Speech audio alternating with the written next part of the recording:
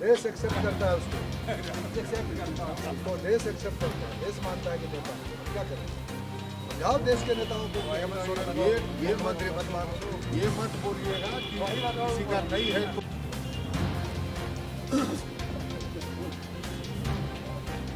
इधर देखिए सामने।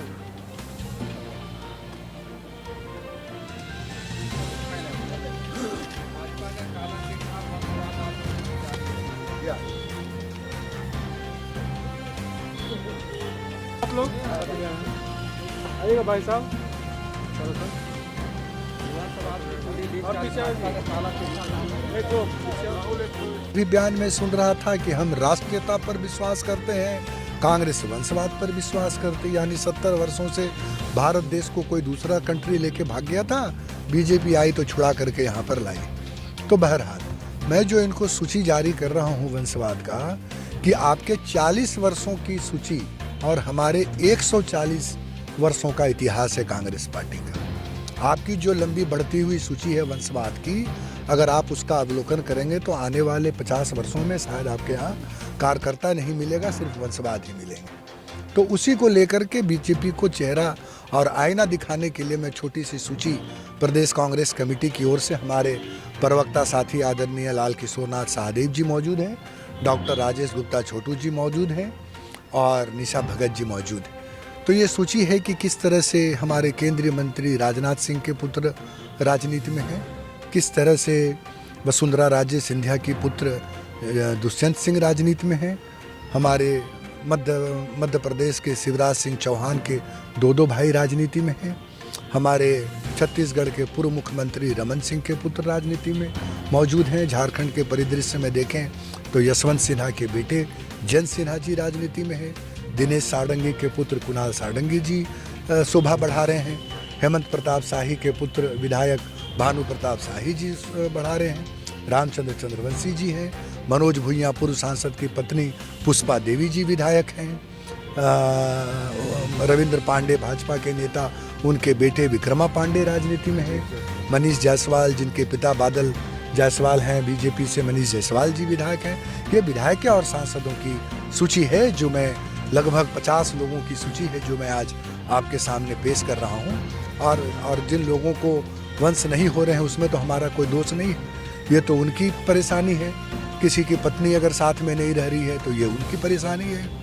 लेकिन वंशवाद के आरोप जो हैं ये पहली सूची है, और ये सिर्फ सांसद और विधायक और मंत्री जो हैं, जैसे पीयूष गोयल जी के पिताजी राजनीति में रहे, देवेंद्र फडणवीस जो मुख्यमंत्री रहे महाराष्ट्र के, उनके पिता जो है विधान परिषद के सदस्य रहे हैं, रविशंकर प्रसाद जो कानून मंत्री हैं केंद्र में, उनके पिताजी भारतीय जनता पार्टी के नेता रहे, दिल्ली के मुख्यमंत्री साहेब सिंह वर्मा उन दिवंगत उनके बेटे जो हैं वो वहाँ से सांसद हैं। तो ऐसे अनुराग ठाकुर जो हिमाचल प्रदेश के पूर्व मुख्यमंत्री हैं, उनके बेटे अनुराग ठाकुर मंत्रिमंडल की शोभा बढ़ा रहे हैं, वो हैं गोपीनाथ मुंडे स्वर्गीय, उनकी बेटी पंकजा मुंडा और प्रीतम मुंडा है, दिवंगत नेता प्रमोद महाजन उनकी बेटी पूनम महाजन जो है वो राजनीति में है। बिहार में चले जाए तो लाखों मिलेंगे, अगर पंचायत तक आप पहुंच जाएंगे तो क्या है वो जो बड़े नेता हैं, क्या ठाकुर, उनके पुत्र विवेक ठाकुर जो हैं वो भारतीय जनता पार्टी के नेता हैं, सीके ठाकुर। तो आप ऐसे जो बार बार ये बोलते हैं, इसका जरूर आप एक बार मूल्यांकन करें भाजपा के नेतागण, और तब जो है ये वंशवाद का आरोप लगाएं कि क्या स्थिति है आपके यहाँ वंशवाद की। एक लंबी सूची है झारखंड के भी और देश के भी नेताओं को, जितने तमाम बड़े नेता हैं सबके पुत्र पुत्री भाई बहन बंधु रिश्तेदार जो है वंशवाद की राजनीति को न सिर्फ बढ़ा रहे हैं, बल्कि एक तरह से अगर हम कहें तो उन्हीं की राजनीति कर रहे हैं। हमारे पूर्व लोकसभा के जो हैं सभापति आदरणीय कड़िया मुंडा जी, उनके बेटे जो है जगन्नाथ मुंडा, वो सक्रिय राजनीति में है। कम बेसी अगर देखें तो पूर्व मुख्यमंत्री अर्जुन मुंडा की पत्नी भी जो है थोड़ा बहुत शोभा बढ़ाती हैं।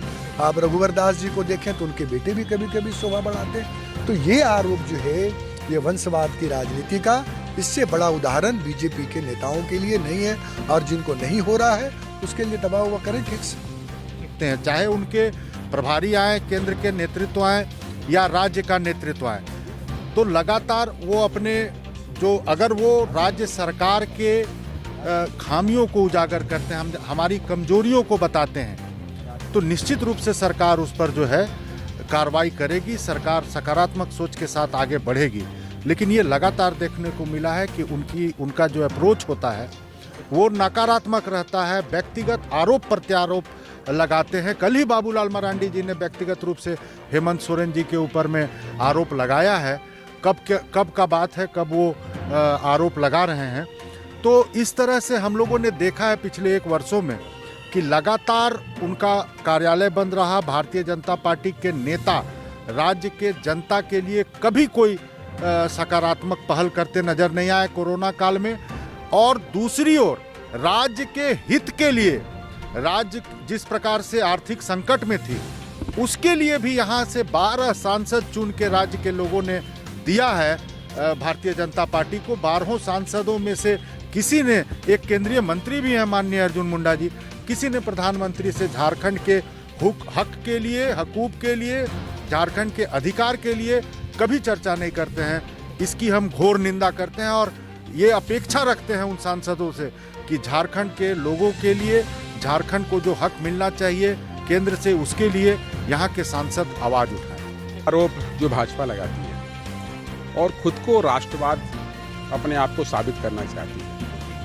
किनके कार्यकाल में आज किसान सड़कों पे बैठे हैं, ये एक सवाल देश की जनता पूछ रही है। किनके कार्यकाल में एयरपोर्ट को बेचा जा रहा है, प्राइवेट किया जा रहा है, ये देश की जनता पूछ रही है।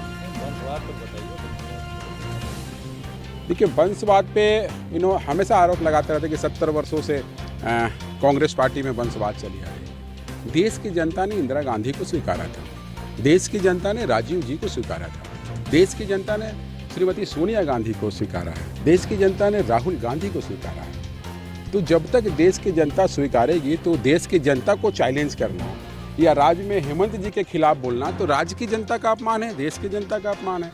तो ये वंशवाद की झूठी बातें बोलकर देश की जनता, देश के नौजवानों को, देश के लोगों को भरमाए ना भाजपा। खुद भी झांक ले, एक बार अपने दाएं बाएं देख लेंगे तो हमें लगता है कि थोड़ा सा भी उनमें सद्बुद्धि होगी तो निश्चित तौर पर थोड़ा शर्म की बात, और जो शर्म हम लोग बोलते हैं, थोड़ा सा जरूर शर्म उनको आएगा। अच्छा, बीजेपी जब टूटती है आस, जब थकती है सांस, जब रूठते हैं अपने, मुंह मोड़ता है जमाना, जब अंगड़ाई लेता है संकल्प, फिर बनती है कहानी, बनते हैं अनमिट निशान। देखिए मेरे साथ संघर्ष की दास्तान।